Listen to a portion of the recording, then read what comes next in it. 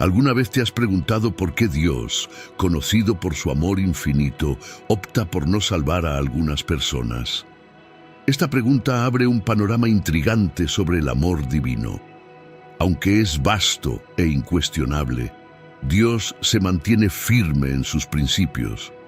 Entre los cristianos se cree ampliamente que la voluntad divina abarca a todos sin distinción de género, edad o etnia, anhelando la salvación de cada uno. Las Sagradas Escrituras confirman esto en 1 de Timoteo, capítulo 4, proclamando el deseo de Dios de que todos sean salvos y conozcan la verdad. Pero, ¿qué sucede con aquellos que parecen estar lejos de esta salvación? En el vídeo de hoy, revelaré 7 perfiles de personas que pueden encontrar obstáculos en este camino espiritual. En otras palabras, hablaré sobre 7 tipos de personas que pueden no alcanzar la salvación. Es vital prestar atención, ya que muchos de nosotros podríamos estar inadvertidamente bajo la obstrucción en nuestro camino hacia la redención. Por eso, permanezcan atentos y reflexionen. ¿Resuena alguno de estos perfiles con su camino espiritual? La respuesta podría ser la clave para una comprensión más profunda de la naturaleza del amor divino y de la propia salvación. Invito a todos a dedicar un momento para ver este vídeo completo, participar en las oraciones y recibir bendiciones abundantes para ustedes, sus familias y amigos. Antes de sumergirnos en el corazón de este contenido, pido amablemente que muestren su apoyo. Denle me gusta a este vídeo, suscríbanse a nuestro canal y compartan este mensaje esencial. Cada acción suya ayuda a difundir el Evangelio, alcanzando más corazones y fortaleciendo el reino de Dios aquí en la tierra. Amados fieles, enfrentamos una verdad inquietante. No todos en este mundo pueden o serán salvos. Esta realidad es una advertencia, especialmente para aquellos que frecuentan la iglesia asiduamente. No es solo la presencia en las celebraciones dominicales, la participación activa en la comunidad, la oferta de diezmos, tener un título cristiano, hablar de manera piadosa o incluso el bautismo lo que garantiza la salvación. Mis hermanos, estamos viviendo los últimos días en esta tierra. Quiero resaltarles que todas las profecías ya se están cumpliendo y está llegando el momento del fin. Te pregunto ahora, si hoy fuera el día del arrebato de la iglesia, ¿estás preparado? He decidido liberar para ti mi libro digital, la Biblia de la A a la Z. Es exclusivo de nuestro canal y ya ha ayudado a miles de personas alrededor del mundo a prepararse para ese gran día. Sumérgete ahora mismo en las profundidades de la palabra de Dios y prepárate para ese gran día, descargando ahora este material que enriquecerá tu vida espiritual. No pierdas tiempo, haz clic en el enlace disponible en el primer comentario fijado y descarga inmediatamente. Las unidades son limitadas, por lo tanto, es crucial actuar ahora para asegurar que el acceso a este poderoso material, hazlo ahora antes de que las unidades se agoten. La Biblia, en Mateo capítulo 7, versículos 21 a 22, nos trae la seria advertencia de Jesús sobre el día del juicio. Muchos creerán haber hecho milagros en su nombre, pero Él los rechazará diciendo, «Nunca los conocí, apártense de mí, malhechores». Este mensaje es una invitación para que cada uno de nosotros reflexione sobre nuestra verdadera posición ante el trono divino en el día del juicio. Pregúntense, si el Señor regresara hoy, ¿estaríamos listos y dignos, vestidos en su justicia, inmaculados ante Él? Mediten en esto. Hablar sobre esto no es solo importante, es esencial para nuestra jornada espiritual. Siéntanse bendecidos por estar aquí participando en este vídeo en un momento tan crucial. Como nos recuerda 2 de Corintios, capítulo 5, versículo 10. Todos debemos presentarnos ante el tribunal de Cristo para que cada uno reciba de acuerdo con lo que hizo mientras estuvo en el cuerpo, sea bueno o malo. Ahora, reflexionemos sobre los 7 tipos de personas que, según las Escrituras, no pueden ser salvadas. El primer grupo está compuesto por los incrédulos. ¿Pero quiénes son ellos? Son aquellos que no creen en el nacimiento, muerte, sepultura y resurrección del Señor Jesucristo. Según la Biblia, estas personas no pueden alcanzar la salvación. La única vía para la redención es a través de la fe en Dios. Sin esta creencia, nadie puede ser salvado de los pecados y de la influencia de Satanás. No hay otra manera de alcanzar la salvación excepto por la fe en Dios y la creencia en su Hijo Jesucristo. El conocido pasaje en Juan 3, versículo 16, destaca que Dios amó tanto al mundo que entregó a su único Hijo para que todo aquel que en Él cree no perezca, sino que tenga vida eterna. Muchos pueden subestimar la simplicidad de este plan de redención, y es por eso que la incredulidad es tan peligrosa. En segundo lugar, Dios no puede salvar a aquellos que buscan la salvación por otros medios que no sean a través de Jesucristo. Juan 5, versículo 40, afirma que algunos se negaron a ir a Jesús en busca de vida. Él es el único camino al Padre, y nadie viene al Padre sino por Él. Hechos 4, versículo 12, nos dice que no hay otro nombre dado entre los hombres por el cual debamos ser salvos, excepto Jesucristo. Nada más puede salvar a una persona. Ni la inteligencia, ni el poder, ni el dinero, ni la buena apariencia, ni siquiera los familiares o amigos. Somos salvos solo por la sangre de Jesús, y su muerte en la cruz pagó por nuestros pecados. La próxima categoría de personas que, según las Escrituras, no pueden ser salvadas son los hipócritas. Jesús abordó directamente a estos individuos en Mateo 23, versículo 13. «Ay de ustedes, maestros de la ley y fariseos, hipócritas, cierran el reino de los cielos ante los hombres. Ustedes mismos no entran, ni dejan entrar a aquellos que están tratando de hacerlo». Un hipócrita es alguien que finge ser lo que no es. Los domingos se presentan en la iglesia con vestimentas apropiadas, levantando manos santas hacia Dios. Sin embargo, durante el resto de la semana se comportan como cualquier otra persona en ambientes mundanos. Para ellos, la salvación y la vida de fe son meras formalidades. Entender estos puntos es crucial para nuestra reflexión y crecimiento espiritual. Al identificar y meditar sobre estos perfiles, podemos examinar nuestras propias vidas y corregir nuestro camino hacia la verdadera redención. Invito a cada uno de ustedes a reflexionar profundamente y a buscar una conexión genuina con Dios, basada en la fe sincera y la práctica auténtica de sus enseñanzas. Tratando la iglesia como un centro social, sin verdadera devoción, estas personas pueden incluso adorar a Dios públicamente, pero no permiten que la vida de Cristo se manifieste verdaderamente en sus actos y pensamientos. Pueden pasar años en la iglesia, pero no muestran frutos que prueben la fe que profesan. Están en la puerta del reino, pero no entran y, aún peor, impiden que otros entren. En el Evangelio de Lucas, capítulo 18, versículos 9 a 14, encontramos la historia de un fariseo que se consideraba justo y despreciaba a los demás. En contraste, Jesús elogió la actitud humilde del publicano que, consciente de sus pecados, imploraba la misericordia de Dios. Esta narrativa ilustra la advertencia bíblica contra la autojustificación. En Efesios capítulo 2, versículos 8 y 9, se nos recuerda que la salvación viene por la gracia a través de la fe y no es algo que podamos alcanzar o de lo cual podamos jactarnos.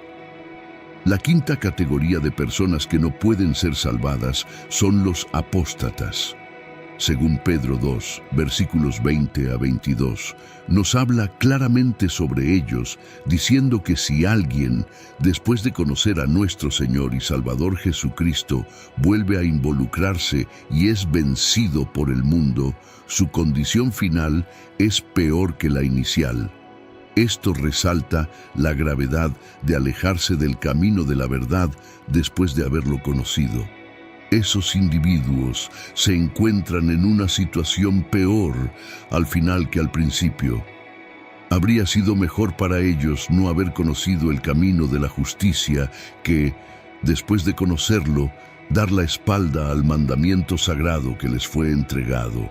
Es como describen los proverbios: el perro vuelve a su vómito y el cerdo lavado a revolcarse en el lodo.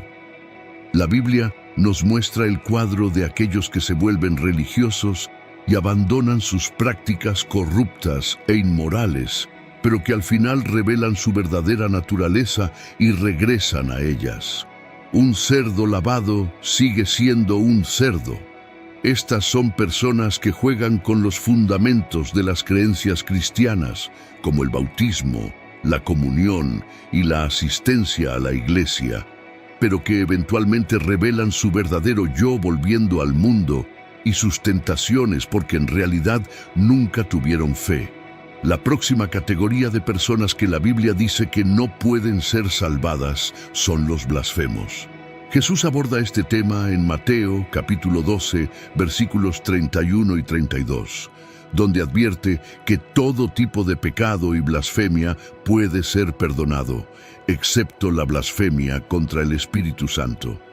Aquel que habla contra el Espíritu Santo no será perdonado ni en esta era ni en la venidera. Algunas personas blasfeman contra Dios burlándose del Espíritu Santo y menospreciando su manifestación. Este se considera el pecado imperdonable. Por tanto, es crucial tener cuidado con lo que se dice sobre el Espíritu Santo. Eviten chistes, asociaciones o grupos que hablen de manera despectiva sobre el mover del Espíritu de Dios, pues esto puede llevar al cometimiento de este pecado imperdonable. El último grupo de personas que, según las Escrituras, Dios no puede salvar son los ya fallecidos. Es común que muchas personas busquen a pastores y líderes religiosos pidiendo oraciones durante el funeral de un ser querido. Sin embargo, es importante entender que ninguna oración puede cambiar el destino de alguien después de su muerte. La salvación es posible solo mientras una persona está viva.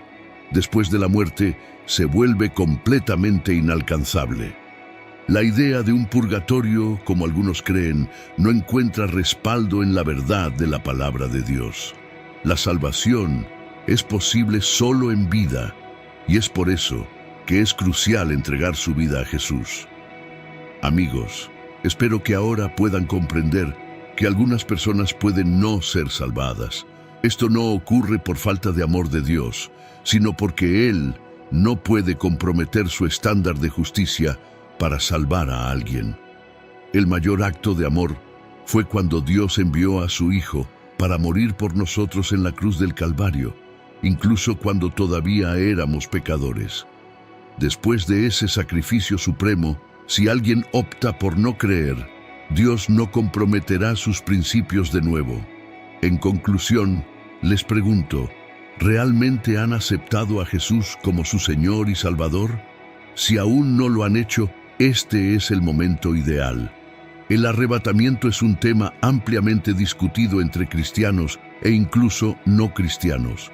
No es solo un evento futuro predicho, sino un evento profético que ciertamente ocurrirá. El momento exacto es desconocido, pero esto es lo que sabemos. Primera de Tesalonicenses capítulo 4 versículos 15 a 17 nos dice que según la palabra del Señor, nosotros que estemos vivos y que permanezcamos hasta la venida del Señor, ciertamente no precederemos a los que han dormido, porque el mismo Señor descenderá del cielo con un grito, con voz de arcángel y con la trompeta de Dios, y los muertos en Cristo resucitarán primero. Después de eso, nosotros que estemos vivos y que permanezcamos, seremos arrebatados juntos con ellos en las nubes para encontrarnos con el Señor en el aire, y así estaremos con el Señor para siempre. Este es el momento que esperamos con esperanza y fe. Ser arrebatados para reunirnos con el Señor en las nubes es sin duda una experiencia gloriosa que todo creyente espera con gran expectativa. El arrebatamiento es un evento singularmente destinado al pueblo del Señor, a aquellos que han depositado su fe en la gracia salvadora de Jesús y se han apartado de una vida de pecado. Esto significa que independientemente de cuántas buenas acciones se realicen en la tierra o cuán nobles sean las intenciones, si alguien no es un creyente que vive para Dios, no será arrebatado cuando llegue ese momento. Algunas personas creen que el arrebatamiento ocurrirá más de una vez, dando una segunda oportunidad a aquellos que pierdan la primera. Sin embargo, la Biblia no apoya esa idea. Por lo tanto, es esencial hacer todo lo posible para asegurarse de participar en esta experiencia gloriosa. El arrebatamiento sucederá solo una vez y no se repetirá. Ser dejado atrás significará enfrentar el caos y la persecución del anticristo. Por otro lado, para aquellos que sean arrebatados, será el inicio de un reinado eterno con el Señor. La relación entre los creyentes arrebatados y Jesús será eterna. No solo escaparán del peligro del infierno, sino que también abrazarán y disfrutarán plenamente lo que significa tener la vida eterna.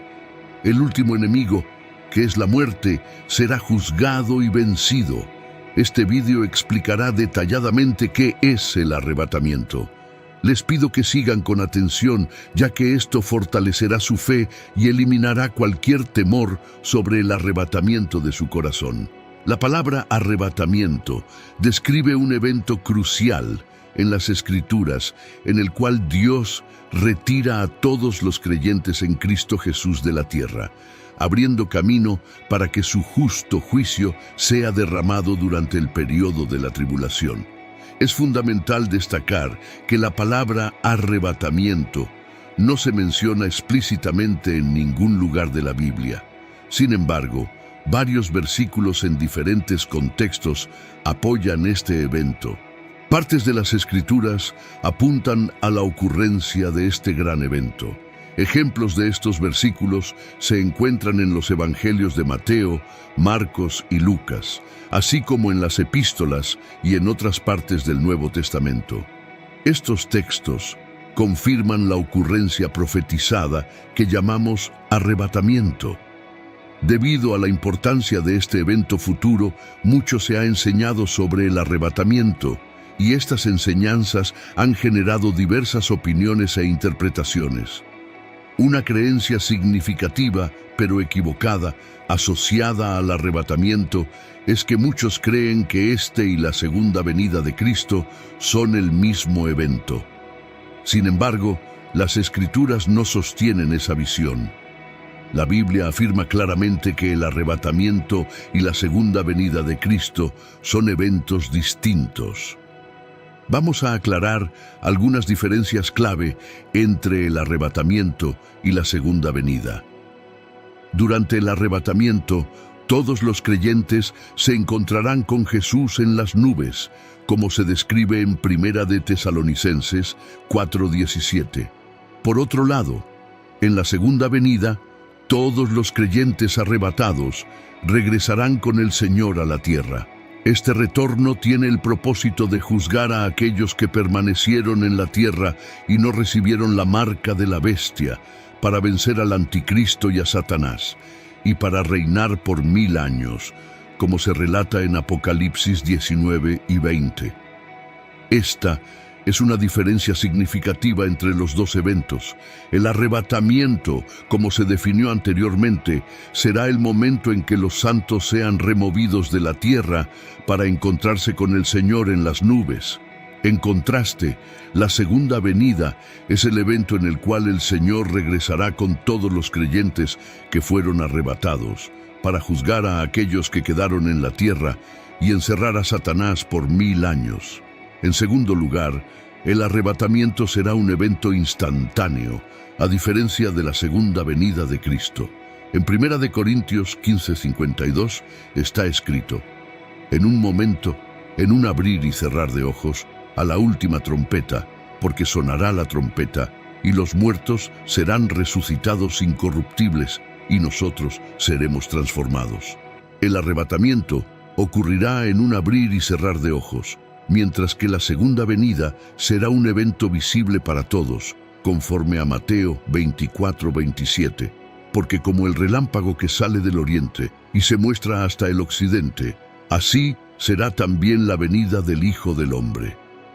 En tercer lugar, el arrebatamiento puede ocurrir en cualquier momento, pero la segunda venida de Cristo no sucederá hasta que ciertos eventos proféticos de los últimos tiempos se cumplan. Esto significa que el arrebatamiento precederá a la segunda venida. Existen varias interpretaciones y corrientes de pensamiento sobre el concepto del arrebatamiento, pero la Biblia sigue siendo la fuente más válida y precisa de información sobre este evento de los últimos tiempos. Una interpretación errónea común sobre el arrebatamiento es la idea de que está destinado solo a las personas buenas y morales. Las Escrituras enseñan y confirman que el arrebatamiento es para los creyentes en Cristo Jesús. Puedes ser un ciudadano ejemplar, generoso y cumplidor de las leyes de tu país, pero si no has confesado a Jesucristo como tu Señor y Salvador, temo decir que podrías ser dejado atrás en el arrebatamiento. La Biblia nos enseña algo de gran esperanza y consuelo, especialmente para aquellos que han perdido seres queridos creyentes en Cristo. Las Escrituras declaran que los muertos en Cristo resucitarán primero. Por lo tanto, si tienes un ser querido que falleció y era un creyente fiel en Jesucristo, traigo buenas noticias. Resucitarán primero y tendrán la esperanza de estar con el Señor en los aires durante el arrebatamiento. Esto es motivo de gran ánimo y alegría. Ahora te podrías estar preguntando qué debes hacer para asegurarte de ser parte de este evento glorioso. La respuesta es sencilla. Acepta a Jesús como tu Señor y Salvador. Vive una vida conforme a sus enseñanzas y mantén una relación cercana con Él. Así podrás tener la certeza de que, cuando llegue el momento del arrebatamiento, estarás preparado para encontrarte con el Señor en las nubes y vivir eternamente con Él. ¿Es posible prepararse para el arrebatamiento? ¿Cómo puedo prepararme para este grandioso evento? La respuesta es un rotundo sí. Aquí compartiré cómo prepararse para el arrebatamiento. Una de las maneras de estar listo es vivir una vida de fe y rectitud. Recuerda la pregunta que Jesús hizo a sus discípulos en Lucas 18, versículo 8. Pero cuando venga el Hijo del Hombre, ¿hallará fe en la tierra? Por lo tanto, amado, dedícate a las cosas que edifican tu fe y te motivan a vivir una vida justa. No permitas que nadie te desanime de la necesidad de vivir con fe y rectitud. Asegúrate de que no solo estás hablando de pureza, sino también viviéndola, pues el Señor te concede gracia y sabiduría. Otra manera de mantenerse preparado para el arrebatamiento es estudiar y comprender las enseñanzas bíblicas. Mientras se vive en preparación, es esencial estudiar la palabra de Dios y aprender sus principios por ti mismo. Todo creyente que se dedica al estudio de la palabra de Dios se convierte en un obrero que no tiene de qué avergonzarse, capaz de manejar la palabra de verdad en todas las áreas de la vida. Es esencial leer, estudiar, comprender y aplicar la Biblia, evitando la búsqueda de nuevas revelaciones que, aunque puedan parecer excelentes, se desvían de la verdad sincera de la palabra de Dios. Una lección que es excesivamente compleja, mística o ambigua no es necesariamente verdadera. La mayoría de las veces, La verdad de la palabra de Dios se presenta de manera simple para que todos puedan estar completamente equipados para realizar buenas obras.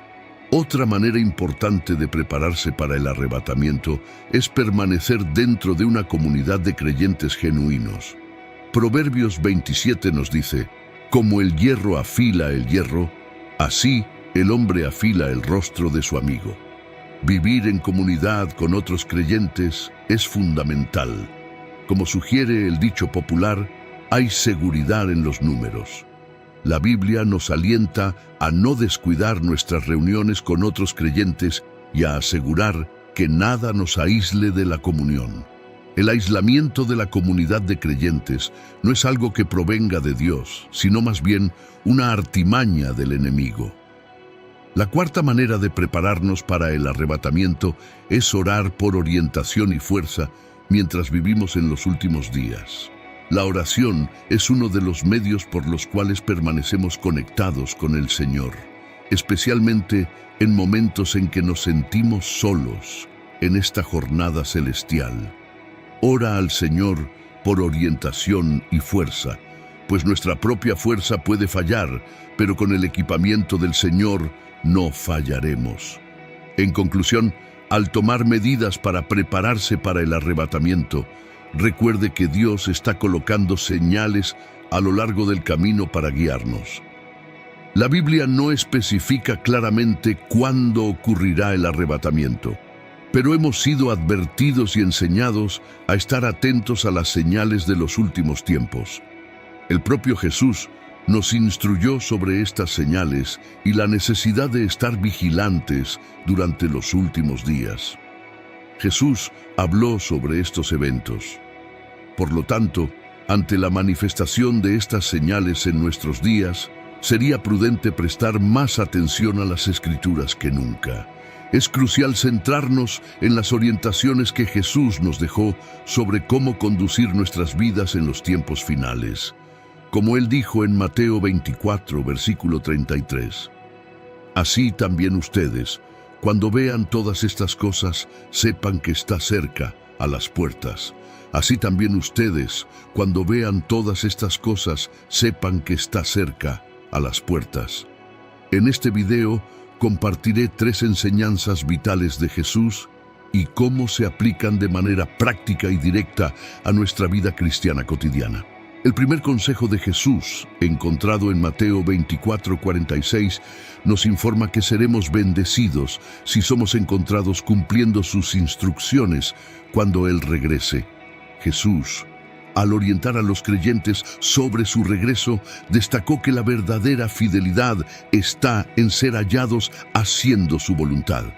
Cuando el Maestro regrese, Él prometió que esos siervos fieles serán bendecidos.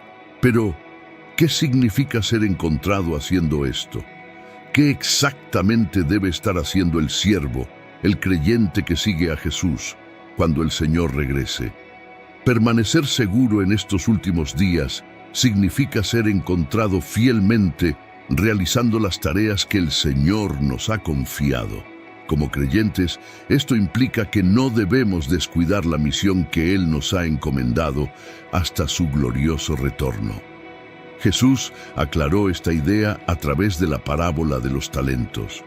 Ser encontrado haciendo esto significa estar activamente comprometido y dedicado a la misión que nos ha sido confiada, realizándola con excelencia mientras vivimos en sincera expectativa del inminente retorno de nuestro Maestro. Algunas de las responsabilidades que nos han sido confiadas incluyen predicar el Evangelio. Jesús instruyó a cada uno de sus seguidores a predicar el mensaje del Evangelio como parte de la Gran Comisión.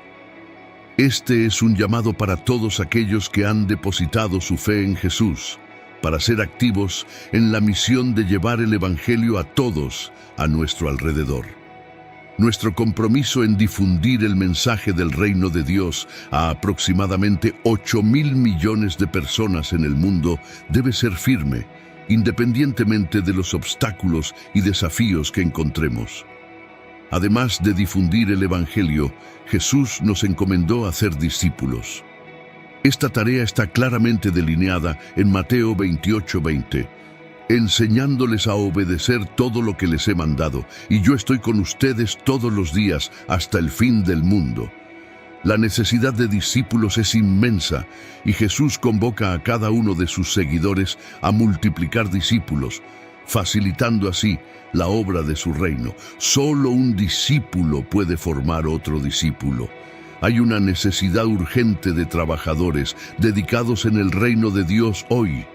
Cuando nos esforzamos en ayudar a las personas a acercarse a Dios, amarlo, servirlo y presentarlo, estamos de hecho poniendo en práctica el mandato de Jesús.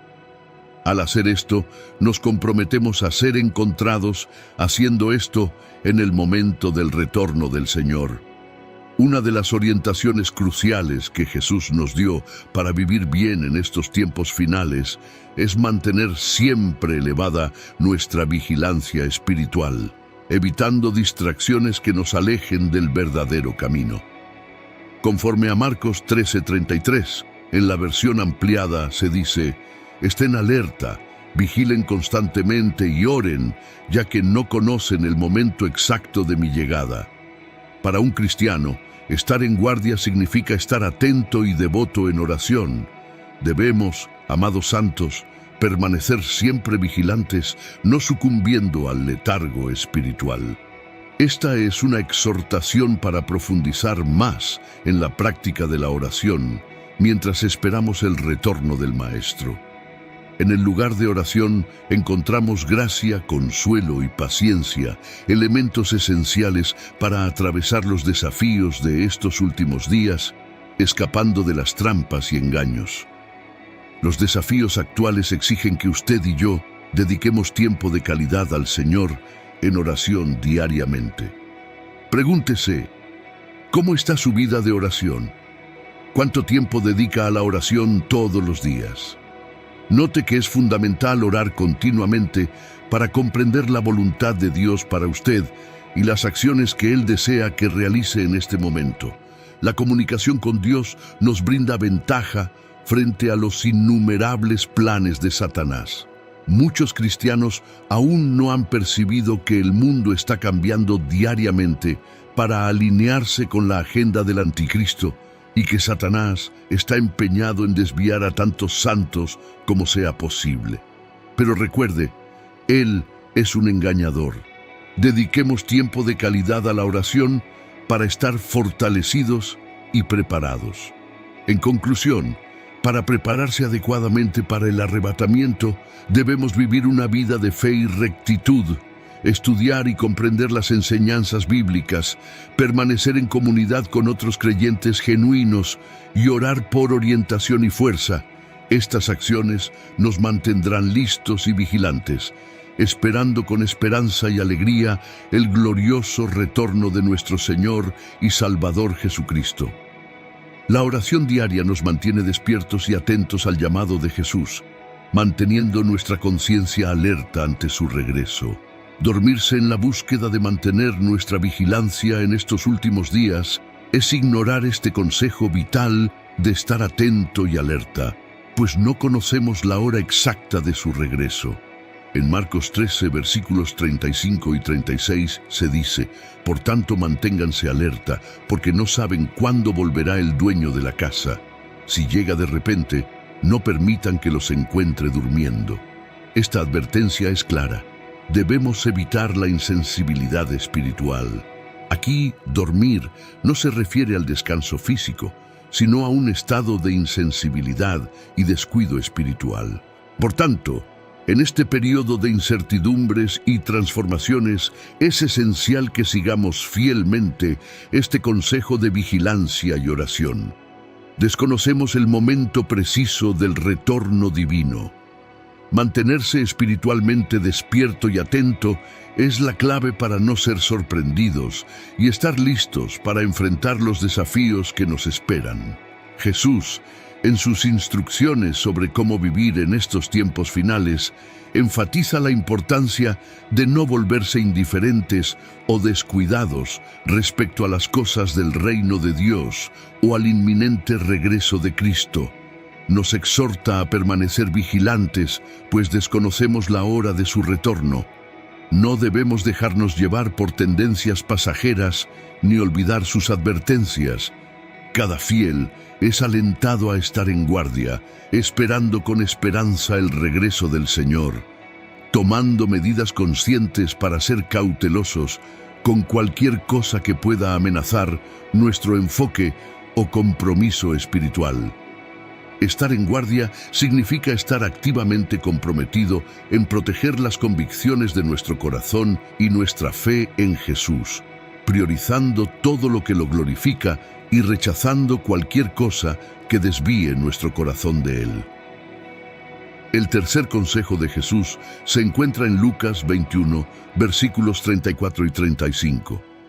Él nos advierte severamente que tengamos cuidado de que nuestros corazones no se carguen con disipaciones y las preocupaciones de la vida, pues ese día puede sorprendernos repentinamente como una trampa.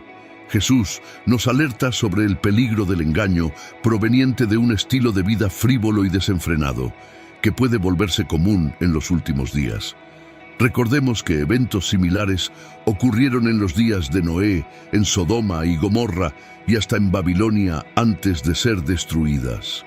La Biblia relata que antes de estos eventos, las personas estaban tan absortas en sus vidas, comiendo, bebiendo y casándose, que olvidaron a Dios y sus advertencias.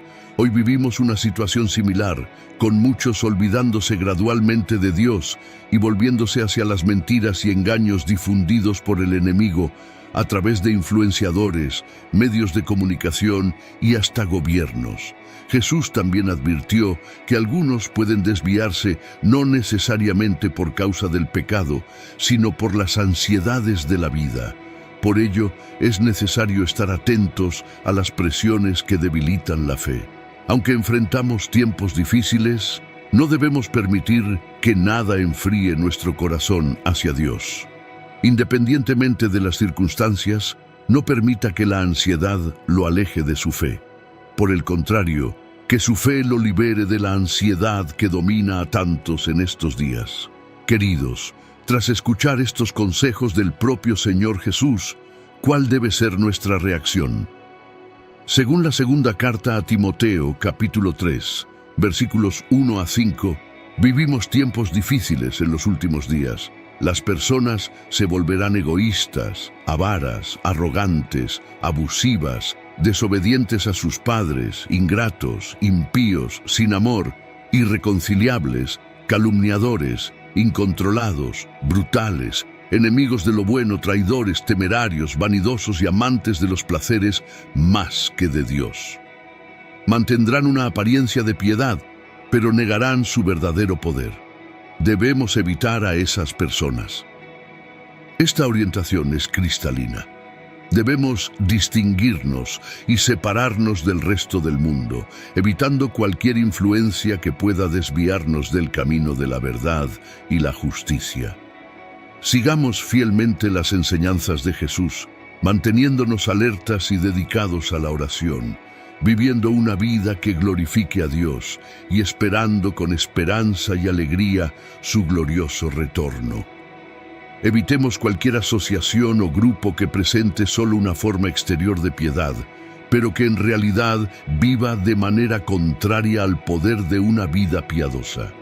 En otras palabras, sus acciones o apoyos son reflejos directos de una vida de desobediencia a la palabra de Dios. Si miramos hacia el futuro con esperanza y anticipación por el retorno del Señor, debemos aferrarnos firmemente a la profesión de nuestra fe y luchar fervientemente por la fe que nos fue entregada. Permanezcamos estables, firmes e inmutables, recordando que cuando el Señor regrese, recompensará a todos aquellos que mantuvieron su mirada fija en Él y vivieron sus vidas para agradarlo.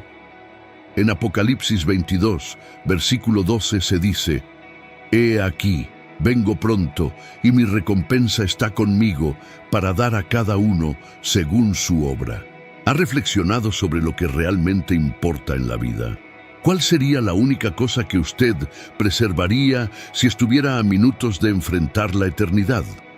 Si alguna vez ha pasado por una experiencia cercana a la muerte, su visión sobre la vida cambia radicalmente. En ese exacto instante, nada más parece tener importancia excepto una cosa esencial: Cristo Jesús. Frente a la muerte, se hace evidente que en medio de todas nuestras persecuciones mundanas y conquistas, es nuestra unión con Cristo posibilitada por su acción en la cruz, lo que lleva un significado genuino.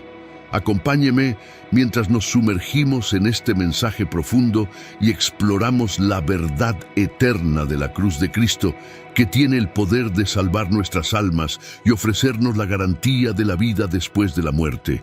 Este es un mensaje de suma importancia y Dios desea que usted preste toda su atención. No deje pasar nada.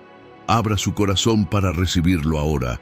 Nunca sabemos lo que puede ocurrir después de este momento. Conforme a lo destacado en Gálatas 6, versículo 14, nuestro mayor orgullo debe residir en la cruz de nuestro Señor Jesucristo. Lejos esté de mí gloriarme, excepto en la cruz de nuestro Señor Jesucristo, por quien el mundo ha sido crucificado para mí y yo para el mundo. Frente a la eternidad, todas nuestras búsquedas y ambiciones mundanas pierden su valor y se vuelven insignificantes. Reflexionemos un poco sobre una persona que enfrenta un encuentro con la muerte, pues esto ofrece un paralelo impresionante con nuestras propias vidas. Piense en un empresario que planificó meticulosamente una reunión de negocios para la próxima semana. Frente a su muerte inminente, conforme su vida se desenrolla ante sus ojos, esa reunión se convierte en un pensamiento distante e irrelevante, perdiendo su valor. La búsqueda incansable por riqueza deja de dominar sus pensamientos y hasta su pasión por su equipo de fútbol favorito palidece en comparación. Su amada casa, antes vista como un tesoro, ahora parece una posesión trivial. Amigos, este es un recordatorio conmovedor de que las cosas por las cuales nos esforzamos y damos tanta importancia al final no tienen relevancia ante la eternidad. El dinero, los bienes materiales y hasta nuestros logros más estimados son efímeros comparados con la cuestión fundamental de dónde pasaremos la eternidad. La única cosa que realmente importa es la cruz de Cristo, pues juega un papel crucial en nuestra salvación y en nuestro destino eterno. En la definición de nuestro destino eterno, es esencial tomar en serio esta lección, pues se aplica a cada uno de nosotros. La muerte es una realidad ineludible que llegará para todos, y en el momento en que se acerque, todas nuestras preocupaciones temporales y prioridades mal orientadas se desvanecerán como humo. En el fondo, sabemos esta verdad, pero a menudo fallamos en dar la debida prioridad a nuestra relación con Dios, perdidos en la búsqueda de éxito, reconocimiento y conquistas mundanas. No debemos perder de vista lo que es eterno. Que esta revelación sea un llamado a despertar, animándonos a evaluar nuestros valores y reajustar nuestras prioridades. Reflexionar sobre los misterios de la vida después de la muerte plantea preguntas profundas. ¿Qué sucede al término de nuestra jornada terrenal? ¿Qué nos espera más allá del umbral de la muerte? ¿Existe un reino llamado purgatorio o simplemente entramos en un sueño hasta el día prometido de la resurrección? Hebreos 9, versículo 27, ofrece una respuesta clara afirmando: de la misma manera que está establecido para los hombres que mueran una sola vez, y después de esto, el juicio. La palabra de Dios desmiente cualquier concepción de un estado intermedio después de la muerte y enfatiza la realidad del juicio después de la muerte. La idea de un purgatorio es reemplazada por la certeza de un juicio divino después de nuestra vida terrenal. Amigos, al tomar conciencia de la inevitabilidad de este juicio inminente, nuestras vidas cambiarán drásticamente. comprender que seremos evaluados por un Dios santo y eterno, que examinará meticulosamente cada detalle de nuestras existencias, nos impulsa a adoptar un modo de vida diferente. Sepan que hasta las palabras que pronunciamos serán minuciosamente analizadas y juzgadas. Mi querido amigo, el juicio está a las puertas, acechando en el horizonte, y en este juicio un factor crucial determinará los destinos de nuestras almas. Pronto veremos cuál es ese factor. En 1 Corintios capítulo 1, versículo 18, reencontramos el tema de la cruz. Pues el mensaje de la cruz es locura para los que se pierden, pero para nosotros que estamos siendo salvados es el poder de Dios. Reflexionen de nuevo sobre estas palabras. La predicación de la cruz de Jesús, puede parecer absurda para aquellos en perdición, pero para los salvos representa el poder de Dios.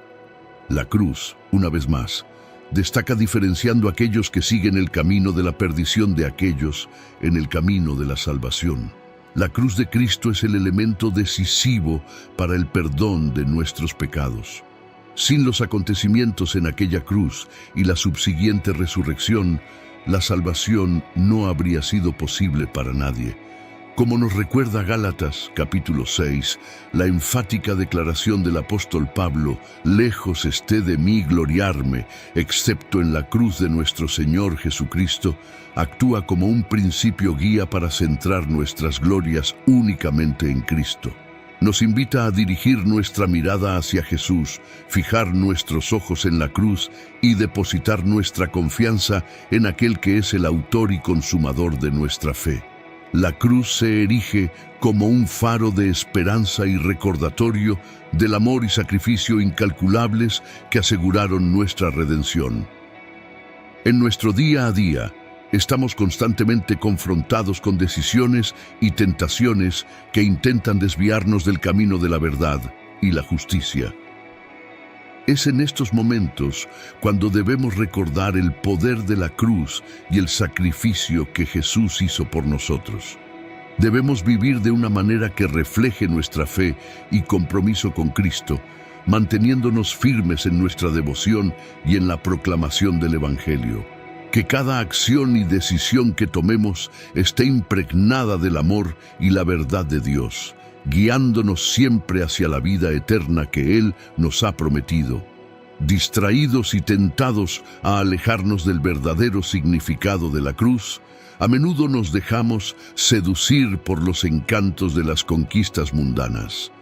Envuelto en la búsqueda de ganancias personales y atraído por los placeres efímeros de esta vida, perdemos de vista el valor eterno de la cruz.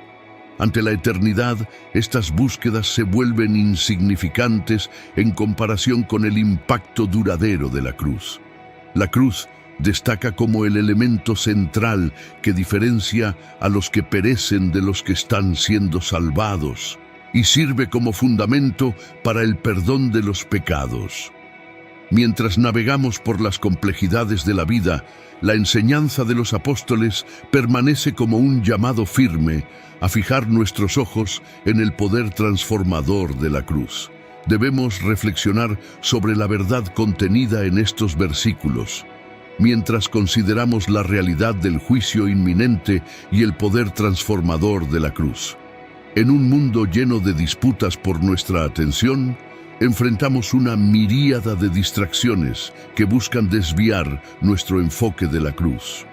La importancia de mantener la cruz en el centro de nuestras vidas es un recordatorio constante para no perdernos en las trivialidades y las ilusiones pasajeras, sino buscar el significado profundo y eterno que representa. La sociedad a menudo nos incita a centrarnos en nuestra propia bondad, instándonos a enorgullecernos de nuestros actos y rectitud personal. Promueve la idea de autosuficiencia basada en la confianza en nuestra bondad percibida, perpetuando una visión distorsionada que desatiende la verdad más profunda de nuestra condición humana. A menudo escuchamos susurros que nos recuerdan todas nuestras buenas acciones, Nuestra amabilidad, amor, responsabilidad con las cuentas, apoyo a la comunidad y cuidado de la familia. Somos elogiados por nuestra rectitud moral y cumplimiento de las leyes, llevando a muchos a creer que son de hecho buenas personas.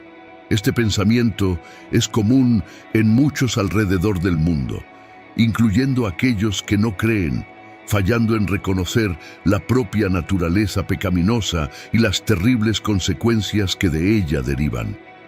Muchos no se dan cuenta de lo que Romanos 3, versículo 23, intenta enseñarnos. Todos han pecado y están privados de la gloria de Dios. O aún en Romanos 6, versículo 23, donde se lee, porque la paga del pecado es muerte, pero el don gratuito de Dios es la vida eterna en Cristo Jesús nuestro Señor. Todos somos pecadores. La Biblia nos enseña que heredamos la naturaleza pecaminosa de Adán. Sin embargo, el engaño ilusiona a las personas, dándoles una falsa percepción de rectitud y manteniéndolas alejadas de la salvación hasta que sea demasiado tarde. La comprensión de nuestra condición pecaminosa y la necesidad de la redención a través de Cristo es fundamental para nuestra salvación. En medio de nuestras vidas ocupadas y llenas de distracciones, es crucial que volvamos nuestra atención a la cruz y al sacrificio de Jesús. Solo a través de Él podemos encontrar la verdadera redención y la vida eterna. Es vital que no permitamos que las ilusiones del mundo nos desvíen del camino de la verdad y la justicia, sino que nos aferremos firmemente a la cruz, recordando siempre el inmenso amor y sacrificio que Cristo hizo por nosotros. La limitada comprensión del pecado, visto solo como crímenes atroces o transgresiones graves, es desafiada por el mensaje del Evangelio que señala a cada uno de nosotros y declara que todos hemos fallado en alcanzar la gloria del Todopoderoso. El Evangelio presenta un mensaje directo e impactante, revelando una verdad perturbadora. Cada persona, no importa cuán respetada por la sociedad o considerada virtuosa, es pecadora ante un Dios santo. Muchos se alarman ante esta firme evaluación de su condición moral y rechazan vehementemente la idea de ser clasificados como pecadores. Prefieren aferrarse a la ilusión de su propia rectitud. Por eso, el mensaje del Evangelio se convierte para ellos en algo ofensivo y difícil de comprender, una verdadera piedra de tropiezo. Esto sucede porque no están dispuestos a aceptar la realidad de su necesidad de salvación. La idea de la redención les parece una tontería, un concepto sin importancia que es fácilmente descartado. Muchas personas buscan consuelo en sus logros, actos de caridad y rectitud moral, creyendo que tales acciones loables son suficientes para asegurar su posición ante Dios. Son seducidas por la creencia engañosa de que el mensaje de la cruz es innecesario, confiando en que pueden alcanzar la salvación por medio de sus propios esfuerzos y méritos. El mundo refuerza esta ilusión, perpetuando la mentira de que la cruz es irrelevante en nuestras vidas. Sin embargo, es crucial resistir a esa falsedad y aceptar la incómoda verdad de que nuestra bondad por sí sola es insuficiente. Debemos reconocer que nuestra propia rectitud no es suficiente para redimirnos. No es necesario buscar más ejemplos para darnos cuenta de la creciente cultura de desprecio por la vida humana en el mundo actual. Basta con tomar el teléfono celular y navegar por Internet para encontrar la hostilidad que permea el planeta. Observamos un aumento sin precedentes de asesinatos, conflictos armados y actos terroristas. Más que en cualquier otra época, en las últimas 9 décadas, más vidas han sido perdidas en guerras que en los 500 años anteriores combinados.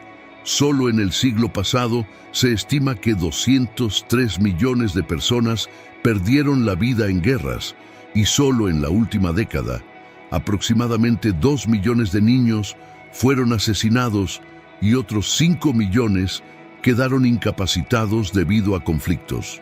Ante esta realidad, es difícil no pensar que el juicio divino esté cerca, pero independientemente de si el arrebatamiento ocurrirá primero o si dejaremos este mundo para la eternidad, la cuestión crucial permanece.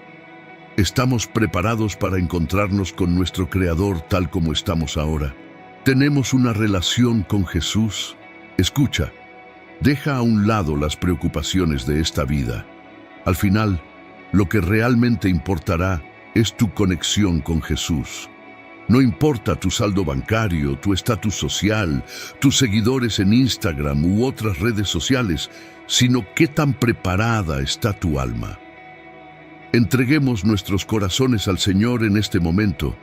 Arrepintámonos y seamos firmes en la verdad, independientemente del costo.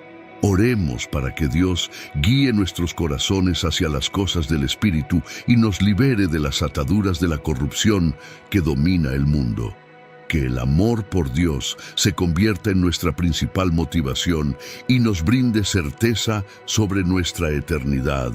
Amén.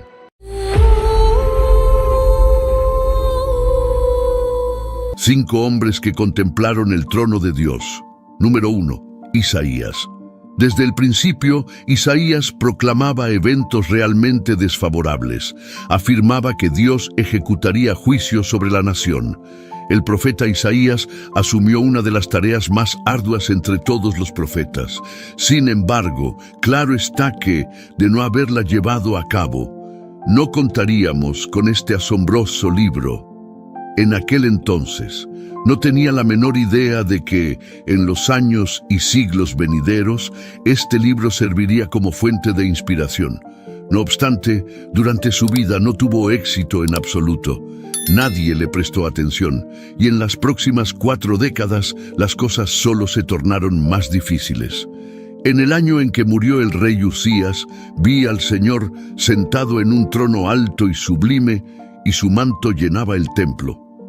Serafines estaban por encima de él, cada uno con 6 alas. Con 2 alas se cubrían el rostro, con 2 se cubrían los pies y con 2 volaban. Y se llamaban el uno al otro: Santo, Santo, Santo es el Señor Todopoderoso. Toda la tierra está llena de su gloria. A la voz de Elos los umbrales y los dinteles temblaron y el templo se llenó de humo. Isaías 6:1-4. Isaías tuvo una visión del Rey de Reyes. Isaías, reconocido por su rectitud, obtuvo un conocimiento más profundo de la magnificencia y el poder de Dios en este encuentro. Como resultado, pudo proclamar la palabra de Dios con una audacia y autoridad extraordinarias. El trono tenía una apariencia elevada y majestuosa. Aquel que ocupaba el trono estaba elevado a una posición de poder y autoridad. Debido a que Dios es digno de honor, tan significativo y tan digno, el templo se llenó hasta el borde con el manto de su vestidura. Este es un vestido realmente largo. Los ángeles, conocidos como serafines en este contexto, se posicionan alrededor del trono en el que Dios se sienta. A estos ángeles se les llama querubines o seres vivientes. Este es el único pasaje en la Biblia que se refiere a estos seres por su nombre propio, los serafines. Ezequiel 10:3. Ahora bien, los querubines estaban de pie en el lado derecho del templo cuando el hombre entró, y una nube, la gloria Shekinah de Dios, llenó el patio interior. Se sabe que los serafines usaban 4 de sus alas para mostrar su humildad hacia Dios, y 2 de sus alas para expresar su disposición a servirle. Este equilibrio se considera apropiado. Aunque Isaías estaba en la presencia de los serafines que rodeaban el trono de Dios, ellos podían ver las cosas con más claridad que él. A menudo no reconocemos la evidente gloria de Dios que nos rodea. Isaías 6:5-8. Entonces dije: ¡ay de mí, que estoy perdido, porque soy un hombre de labios impuros y habito en medio de un pueblo de labios impuros, y mis ojos han visto al Rey, el Señor de los ejércitos! Entonces uno de los serafines voló hacia mí con una brasa encendida en la mano, que había tomado del altar con unas tenazas. Isaías experimentó dos cosas que lo hicieron sentirse desmoronado. En primer lugar, se presentó la visión y el sonido de los serafines. En segundo lugar, se trató de una visión del Señor Dios. Cuando Isaías contempló al Señor, percibió su verdadera naturaleza. Aunque era inferior a los serafines, no se comparaba en absoluto con el Señor. La visión del trono de Dios no generó en Isaías una sensación positiva de inmediato. Cuanto más claramente veía al Señor, más se daba cuenta de lo humilde que era su estado. El profundo sentido de indignidad de Isaías es compartido por otros hombres piadosos en presencia del Señor. Job, Daniel, Pedro y Juan tuvieron experiencias similares. Aunque la vida de Isaías pudiera haber brillado como un diamante, al colocar un diamante sobre un fondo completamente negro y al iluminarlo con la luz adecuada, se revelan cada defecto e imperfección que antes eran invisibles. Número 2. Ezequiel. Es difícil expresar con palabras lo que Ezequiel presenció al contemplar el magnífico trono de Dios como mensajero divino. Estaba acostumbrado a llevar mensajes, visiones y revelaciones a su pueblo como sacerdote entre los judíos que fueron llevados como cautivos a Babilonia por el rey Nabucodonosor alrededor del año 597 a.C. Frecuentemente escribía en primera persona y cuando tuvo una visión clara sobre el trono de Dios, la plasmó en papel. Miré y vi la apariencia de un trono de lapislázuli sobre la bóveda que estaba sobre las cabezas de los querubines. El Señor le dijo al hombre vestido de lino: entra en medio de las ruedas debajo de los querubines, llena tus manos con brasas encendidas de entre los querubines y espárcelas sobre la ciudad. Mientras observaba, él entró. Ahora bien, los querubines estaban de pie en el lado sur del templo cuando el hombre entró, y una nube llenó el patio interior. Luego, la gloria del Señor se elevó por encima de los querubines y se trasladó al umbral del templo. La nube llenó el templo, y el patio se inundó con el resplandor de la gloria del Señor. El sonido de las alas de los querubines se podía escuchar hasta el núcleo exterior, como la voz del Dios Todopoderoso cuando habla. Cuando el Señor ordenó al hombre vestido de lino que tomara fuego de entre las ruedas de entre los querubines, el hombre entró y se colocó junto a una rueda. Luego, uno de los querubines extendió su mano hacia el fuego que estaba entre ellos, tomó un poco y lo puso en las manos del hombre vestido de lino, quien lo tomó y salió.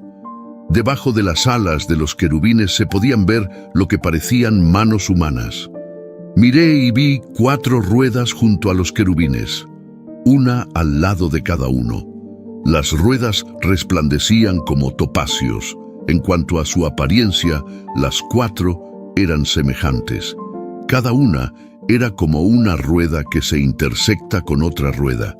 A medida que se movían, iban en cualquiera de las 4 direcciones que los querubines miraban.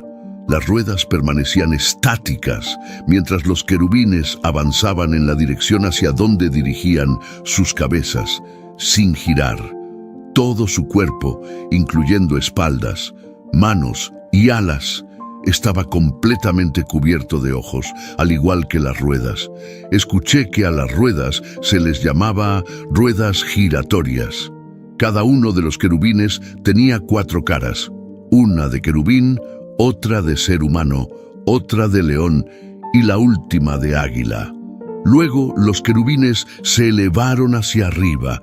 Estas eran las criaturas vivientes que Ezequiel había visto junto al río Quebar. Cuando los querubines se movían, las ruedas a su lado también lo hacían, y cuando los querubines extendían sus alas para levantarse del suelo, las ruedas no se apartaban de su lado. Cuando los querubines se detenían, las ruedas también lo hacían, y cuando los querubines se levantaban, las ruedas lo hacían con ellos, porque el espíritu de las criaturas vivientes estaba en ellas. Entonces la gloria del Señor se apartó del umbral del templo y se detuvo sobre los querubines. Mientras observaba, los querubines extendieron sus alas y se elevaron del suelo, y a medida que lo hacían, las ruedas iban con ellos. Se detuvieron en la entrada de la puerta oriental de la casa del Señor, y la gloria del Dios de Israel estaba sobre ellos. Ezequiel 10:1-19. Desde los ángeles que adoran al Rey en unísono hasta la gloria tangible de Dios que él vio y sintió, está claro que lo que experimentó Ezequiel no fue normal ni natural. Estar ante la majestuosidad de Dios es una experiencia profundamente humillante, ya sea en nuestros momentos diarios de adoración o en una visión como la de Ezequiel. Aunque Ezequiel denunció a varias ciudades y naciones, así como a Israel por sus pecados, este encuentro le ayudó a desempeñar el papel de consolador y reconfortante. Número 3. Daniel. Daniel vivió en cautiverio en Babilonia junto a sus amigos Sadrach, Mesach y Abednego. A pesar de enfrentar presiones para conformarse a la sociedad babilónica y abandonar las costumbres de su pueblo, se mantuvieron firmes en su fe, y Dios bendijo a Daniel con sabiduría y la capacidad de interpretar sueños. Daniel sirvió en 3 administraciones diferentes en Babilonia, pero no cambió en su integridad y confianza en Dios. El secreto de su firmeza fue su percepción, revelaciones y visiones sobre la voluntad de Dios para él y su pueblo. Cuanto más conocía a Dios, más declaraba la verdad a los reyes sin temor ni favoritismos. Una de esas revelaciones que llegaron a Daniel fue la impresionante vista del trono del Creador. Mientras yo miraba, se colocaron tronos, y el anciano tomó su asiento. Su vestidura era blanca como la nieve. El cabello de su cabeza era blanco como la lana. Su trono ardía en llamas y sus ruedas eran como fuego ardiente. Un río de fuego fluía y salía de delante de él. Le servían millares de millares y millones de millones estaban de pie delante de él. Se estableció juicio y se abrieron libros. Seguí mirando por las palabras arrogantes que el cuerno profería. Continué mirando hasta que mataron a la bestia. Su cuerpo fue destrozado y arrojado al fuego abrasador.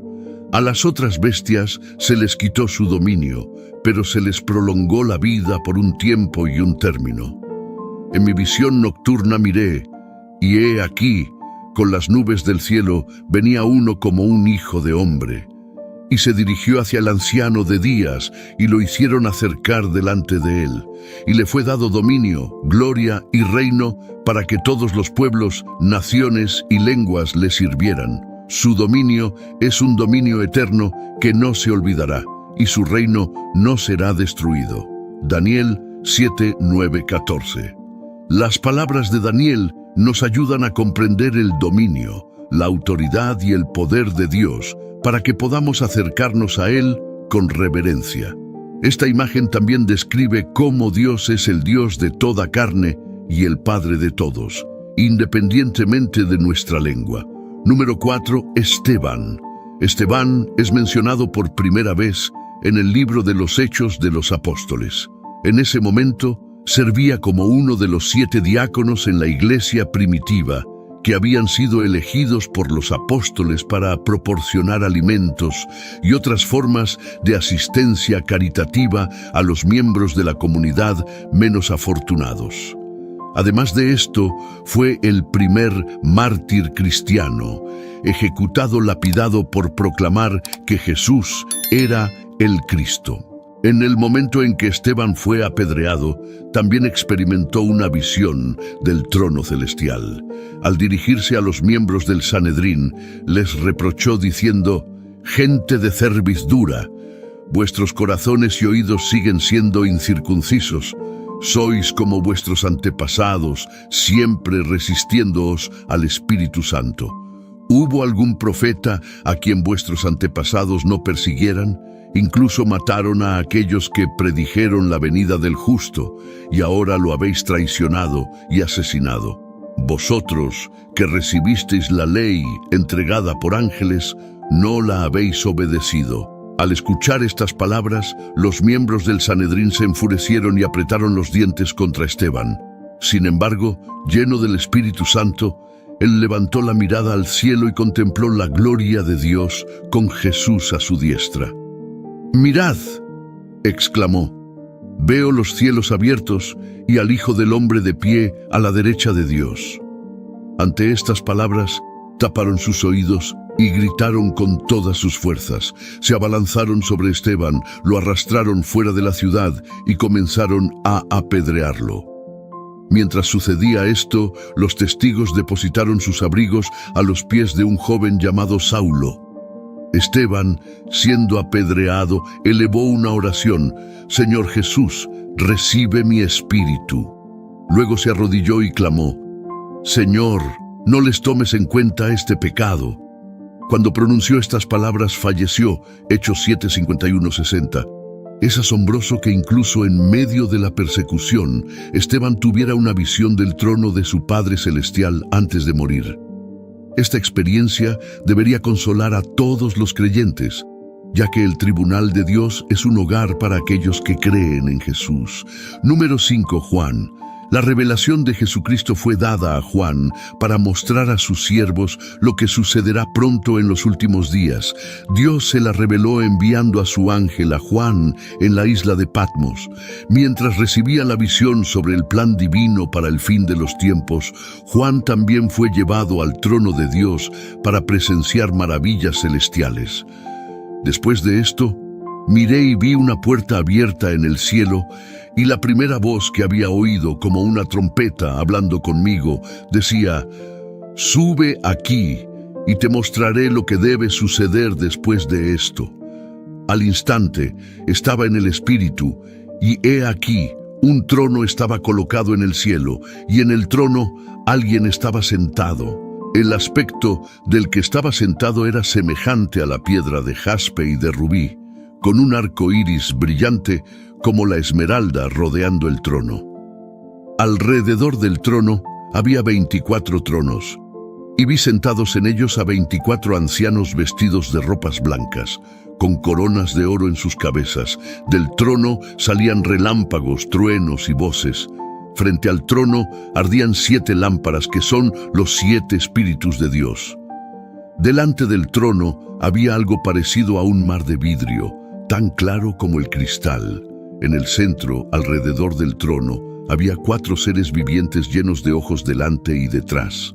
El primero era semejante a un león, el segundo a un buey, el tercero tenía rostro humano, y el cuarto era semejante a un águila volando. Cada uno de los 4 seres vivientes tenía 6 alas y estaba lleno de ojos por todos lados, incluso debajo de sus alas.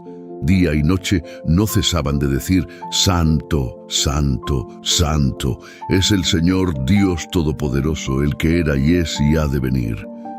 Cada vez que los seres vivientes daban gloria, honor y gracias al que está sentado en el trono, al que vive por los siglos de los siglos, los 24 ancianos se postraban ante aquel que está sentado en el trono y lo adoraban, el que vive por los siglos de los siglos. Colocando sus coronas delante del trono, decían: «Eres digno, Señor y Dios nuestro, de recibir la gloria, la honra y el poder, porque tú creaste todas las cosas, y por tu voluntad fueron creadas y existen». Apocalipsis 4:1-11.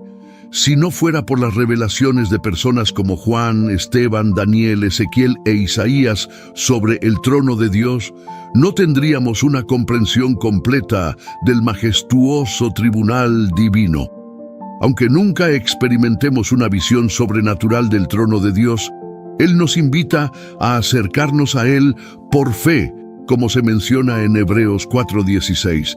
Acerquémonos pues confiadamente al trono de la gracia de Dios para recibir misericordia y encontrar gracia para el oportuno socorro. La Biblia nos enseña que es bueno acercarse a Dios, como afirma el Salmo 65:4. Bienaventurado aquel a quien tú escoges y haces acercar a ti para que habite en tus atrios. Seremos saciados del bien de tu casa, de tu santo templo. Sin embargo, varias personas tuvieron experiencias y visiones inolvidables y sobrenaturales que las llevaron verdaderamente ante el trono de Dios. No importa la época a la que pertenezcan, sus palabras descriptivas están llenas de imágenes claras o percepciones que son constantes y consistentes de siglo en siglo. Echar un vistazo a cómo es realmente el trono de Dios las dejó con asombro y santa reverencia, y regresaron para contar la historia con emociones que iban desde el miedo hasta el shock.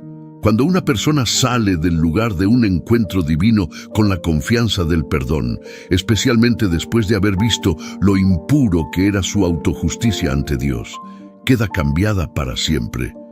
Oremos. Padre, agradecemos tu bondad y gracia que nos atraen a un conocimiento más profundo de tu personalidad. Gracias por las lecciones sobre tu poder, majestad, autoridad y dominio que se encuentran en las historias de estos grandes hombres de las Escrituras. Señor, ayúdame a valorar siempre el regalo inestimable de tu sala del trono, ya sea que la vea de manera sobrenatural o no. Como tu amado Hijo, no estaré lejos de tu presencia santa y hermosa. En el nombre de Jesús, oro. Amén. Un faro de redención y una declaración de victoria en Jesucristo. Sumérgete en sus páginas y que encuentres paz en las promesas perdurables. En aquel momento trascendental, donde las palabras de los mártires resonaban en el aire y la visión del trono celestial se manifestaba, la historia de la conexión entre el divino y lo humano tomaba forma con un hilo de asombro y reverencia. Después de la piedra final que marcó el fin de la vida terrenal de Esteban, la escena cambió para Saulo, el joven testigo que observaba el cruel acto de violencia. Este episodio, que comenzó con la furia de una turba, pronto se convertiría en un giro inesperado. Saulo, aún con la imagen de la ejecución de Esteban grabada en su mente, se vería envuelto en una experiencia divina que transformaría su vida. El mismo Saulo, que había participado en la persecución de aquellos que seguían a Jesús, se encontró en el camino a Damasco con una luz celestial que lo dejó ciego. En medio de su ceguera física, sus ojos espirituales se abrieron al conocimiento de la verdad. Una voz desde el cielo le habló, y Saulo, el perseguidor, se convirtió en Pablo, el apóstol de las naciones. Pablo, cuya vida anterior estaba marcada por la obstinación y la persecución, se convirtió en un defensor apasionado de la fe que una vez intentó destruir. Su encuentro con el Cristo resucitado en el camino a Damasco no solo restauró su vista física, sino que también iluminó su entendimiento espiritual. El trono celestial, que había sido testigo de la muerte de Esteban, ahora se manifestaba de una manera nueva en la vida de Pablo. El apóstol, inspirado por sus revelaciones celestiales, escribió cartas a diversas comunidades cristianas, revelando verdades profundas sobre el misterio de Cristo y la gracia redentora de Dios. Sus palabras resonaron desde las celdas de prisión hasta las sinagogas y plazas públicas, llevando consigo la esencia misma de la visión celestial que cambió su vida. Pero la historia no termina aquí.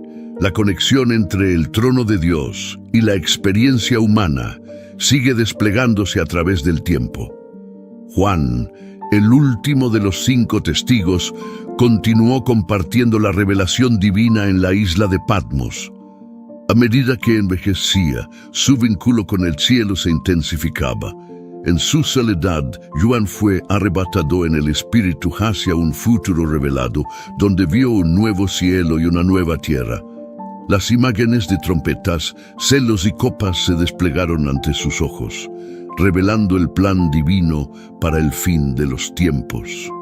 A través de simbolismos y visiones, Juan compartió la esperanza de un nuevo comienzo, donde la presencia de Dios sería la luz eterna y el trono celestial se establecería para siempre. En cada página de su relato, Juan pintó cuadros impresionantes de la adoración celestial, donde criaturas vivientes, ancianos y ángeles se unían en un coro eterno proclamando la santidad del Señor Todopoderoso.